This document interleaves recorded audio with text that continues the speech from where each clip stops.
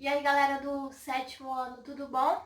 Hoje nós vamos corrigir algumas atividades. Eu tinha explicado o capítulo 4 e o capítulo 5, então eu vou corrigir todas as atividades aqui hoje, beleza? Vou tentar ser um pouquinho mais pontual para vocês entenderem qual é a ideia, até porque nós já vimos esse conteúdo ano passado, a gente está fazendo aqui um remember, né, nos inícios do capítulo, então tá mais tranquilo. Então eu vou ser um pouquinho mais pontual, não vou me alongar tanto, certo? Lembre que as aulas de história a gente tem que ter o livro e borracha, caneta e lápis para fazer apontamento, beleza? Vamos lá, os senhores vão voltar lá para a página 64, que é do capítulo 4, e a gente ainda está falando sobre Idade Média, certo? A questão número 1 tá colocando aí uma afirmação e pedindo para que vocês expliquem essa afirmação. Na Baixa Idade Média, a divisão social se dava por meio da propriedade de terra. Ou seja, quem tinha mais relevância, quem era mais importante, era quem detinha os meios de produção. Ou seja, quem tinha grana. Por isso que nós temos aí uma questão do senhor feudal, dos vassalos, né? Querendo ou não, alguns destacavam também, que eles vão ter mais prioridades, mais relevância durante a Idade Média, porque é tudo dentro daquela pirâmide que a gente já falou a respeito disso dentro da sala de aula. É a ideia do sangue azul, lembra que eu falei do sangue azul? Então vamos colocar aí na questão que a propriedade de terra está relacionada exclusivamente a quem tem grana. A 2 está pedindo para a gente explicar o que é o processo de ruralização da Europa. O que é esse processo de ruralização da Europa? É a saída da galera de cidades em grande escala para áreas rurais da Europa pontuais. Então a gente tem uma saída da zona urbana para a zona rural. Vamos entender dessa maneira, tá? A 3 está pedindo também para explicar a afirmação. A natureza reservou aos servos o trabalho, a tarefa de, por meio do seu esforço, do suor, do seu rosto, alimentar os demais. Aí tá pedindo para explicar essa afirmação aí, certo?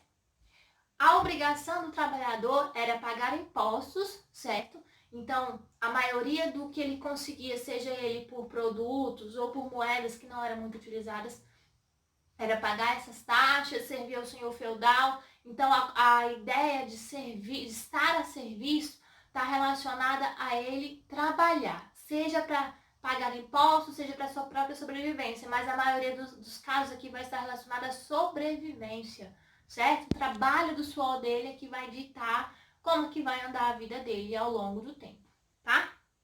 A questão 4 tá pedindo para a gente falar qual é a importância dos castelos. Qual é a importância do castelo? Além da questão do senhor feudal, né, dele ter um forte, de ter uma proteção, é algo também como serviço administrativo do senhor feudal. Porque ali vai ser o centro de tudo que vai acontecer. As principais decisões vão ser tomadas ali, né? Na maioria dos castelos a gente vai ter ou senhores feudais ou o próprio rei, tá? A 5, eu não vou nem mencionar, que todo mundo já sabe fazer e tá, olha, cansado de ouvir sobre o mapa mental. Professor, é para usar todas essas palavras? Sim, é para usar todas essas palavras. Beleza? 6. Explique a afirmação do rei. No período medieval, existia, mas era um rei fraco. O que isso significa? Existia, mas era um rei fraco. Quer dizer que o poder é descentralizado, certo? O poder descentralizado.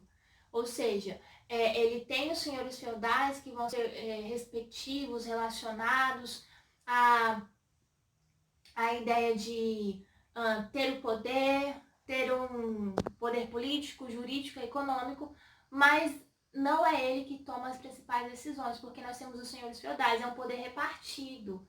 Então a galera tem obediência a ele, mas isso, querendo ou não, como chega ao final da Idade Média, ele vai estar, de certa forma, com o poder desorganizado, o poder descentralizado. E aí vai, enfim, acabar tendo vários conflitos que a gente vai entender, que é, por exemplo, as cruzadas. A 7 está pedindo para completar o textinho. Aí nós vamos completar assim, ó.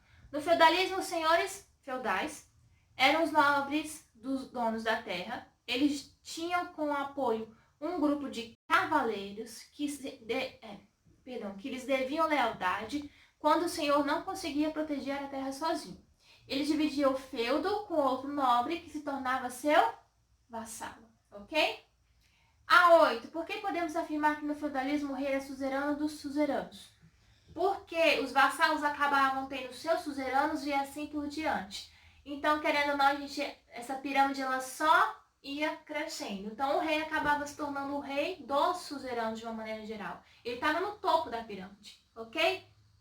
A 9 tá falando, tem um textinho aí que é assim, ó. A sociedade feudal é conhecida por uma organização em 3 ordens diferenciadas. Cada ordem seguia um papel definido por Deus: trabalhar, lutar ou rezar. A Igreja Católica tradicionalmente reforçava a existência das ordens com a ideia de céu, inferno e salvação apenas para os que seguissem a vontade de Deus. As 3 ordens da sociedade feudal eram formadas por, a gente vai marcar a letra E, clero, nobreza e camponeses. A 10, nós temos uma imagem. Presta atenção nessa imagem aí, o que vocês conseguem ver? Então, vocês vão descrever o que é a ideia dessa imagem. Lembra que as imagens falam muito mais do que as palavras? As pessoas eram catequizadas pelas imagens. Então dá para entender que esse bicho, esse monstro, enfim, aí, ele está punindo as pessoas que não possivelmente seguiam as regras da igreja. Então vamos pensar dessa maneira para responder a 10. A 11, a frase: Idade Média, as imagens atingiam as pessoas de maneira mais poderosa do que as palavras de um pregador? Foi o que eu acabei de falar. Como as pessoas não detinham conhecimento, não sabiam ler, não tinham acesso à Bíblia, então as imagens eram uma forma de pregação, de salvação, certo? Os padres vão ser responsáveis, os monges vão ser responsáveis também por isso, mas as imagens elas vão pregar mais, porque o visual funciona muito melhor, não é?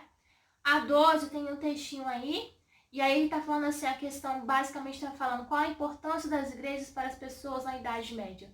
A igreja ela vai ser um centro de emocional, as pessoas vão lá para procurar um abrigo, uma questão emocional e obviamente a igreja ela vai ser a grande detentora do conhecimento, do poder político. Então elas vão ser lá, elas vão estar lá exatamente para conseguir a sua salvação.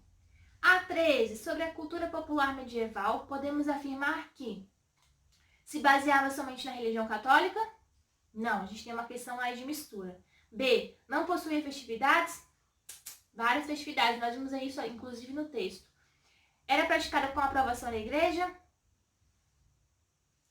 Não possuía mitos e crenças? Não, era composta também de elementos pagãos, certo? Lembra que tem uma mistura aí. A 14 está falando para a gente fazer uma distinção essas duas imagens de igrejas durante a Idade Média. Presta atenção que a primeira igreja, a Catedral de Lisboa, é uma catedral românica, no estilo românico, certo? E a Catedral de Saint-Gatien, na França, é um estilo gótico. E aí vocês vão colocar para mim aí quais são as diferenças entre esses estilos, só na questão do visual.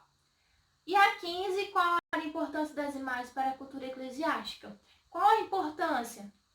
Lembra que nós estamos falando que as imagens elas fazem as pessoas seguirem a fé, certo? De seguir a fé. E aí a gente vai lá para a página 78. A página 78, a gente vai para a questão número 1, que tem um mapinha aí, vamos abordar a letra A e a letra B. Letra A, quais são as diferenças entre o mapa TO, esse TO aí, certo? E os eventuais mapas que nós conhecemos hoje. Dá para perceber que esse mapa TO, que tem Ásia, Europa e África, está relacionado talvez, ou melhor, está relacionado à questão da orientação religiosa? É uma orientação religiosa que está falando aí. Os mapas atuais hoje, o que a gente faz referência? A coordenadas geográficas, não é isso? Então apontem dessa maneira. B. Qual é a posição da cidade de Jerusalém no mapa? E o que isso representa? Jerusalém aí está ao centro. Então, se ela está ao centro, quer dizer que ela é importante, que ela é almejada, todo mundo quer chegar até ela porque ela é relevante. A 2 tem um textinho aí, né? E tá falando assim, ó. O trecho apresentado é parte do sermão de convocação do Papa Urbano II para as cruzadas contra os muçulmanos. Considerando o contexto da época, escreva um breve texto relacionando a falta de terras na Europa, a convocação para as cruzadas. O que acontece? O filho primogênito, ele podia herdar, né, as terras. Lembra que eu falei isso em sala? ele podia herdar as terras do seu pai. Agora, e os outros filhos? Não tinha como disso, entendeu? Então, a maioria dos filhos, eles iam para as cruzadas porque eles poderiam conseguir um pedaço de terra. E, querendo ou não, as cruzadas, elas propiciaram um intercâmbio cultural e comercial. E aí a gente tem a questão das novas fontes de riquezas que vão surgir, ok? A 3 está falando para a gente colocar motivações, né? Primeiro quadrinho aí tem motivações religiosas. Vocês vão colocar aí, ó, conquista de Jerusalém e libertação dos lugares sagrados. O primeiro quadradinho aí, conquista de Jerusalém e libertação dos povos sagrados. Abaixo, perdão dos pecados. Esse é o primeiro.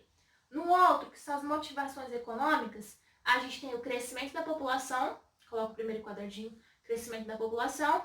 E o segundo, nobres sem terras. Ok?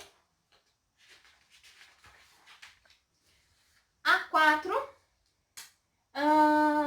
tá assim, a Ordem dos Cavaleiros Templários, protetora dos fiéis a caminho de Jerusalém, tornou-se importante na Europa e passou a ter poder político e financeiro. No entanto, esse prestígio não durou muito tempo. Por que isso aconteceu? Esse prestígio não durou muito tempo porque os cavaleiros acabaram sendo perseguidos pelo rei Filipe IV. Dá uma olhadinha lá no texto, volta lá no texto, tá? E faz uma referência em relação a isso. A 5 tá bem tranquila. Os movimentos militares que ficaram conhecidos como os cruzados resultaram na abertura do mar Mediterrâneo para a navegação, que contribuiu para a expansão comercial. Ok? Explique quais foram os principais resultados das cruzadas. As cruzadas vão possibilitar acesso a lugares sagrados, certo? A gente está falando sobre uma questão de troca cultural, de intercâmbio cultural, que eu já havia colocado para vocês. O crescimento econômico, que isso vai propiciar, então, e avanço de terras, né? Avanço, conquista de territórios, ok? Vocês podem colocar nessa questão, além da ideia de disseminação de várias religiões, seja ela pelo islamismo, o judaísmo ou o cristianismo, e o enfraquecimento do poder feudal. A 7, gente, eu não vou ler esse texto, vocês vão ler esse texto aí. E a gente tem o movimento das cruzadas que foi enunciado. Recebeu críticas sobre a motivação de alguns de seus participantes. Com base nessa afirmação, identifique no texto algumas dessas motivações, certo? Então, nós vamos ter aqui, enquanto uma galera queria terra, outra galera queria riqueza, outra galera queria fugir das suas obrigações. Então, a gente vai ter alguns motivos que vão fazer divergir nesse sentido, tá? Vocês vão ler a reflexão e dar uma olhadinha na síntese. E aí a gente termina o capítulo. Tranquilo? Próxima aula a gente já inicia capítulo 5, o comércio e as cidades renascem.